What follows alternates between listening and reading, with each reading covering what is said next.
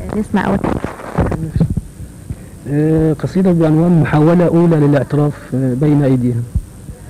مسكون بك يا واحدتي، من يطفئ نارك في قلبي ويصب عليها أنهرك. من يا سيدتي حين أجيئك أتهجى لغتي، تتكسر كل الأحرف عند مخارجها. من سيشد يدي؟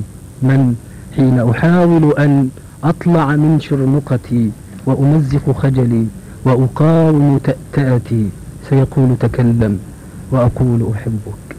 مسكون بك يا سيدتي، لكني كغريب عني، لا أعرف كيف أبوح.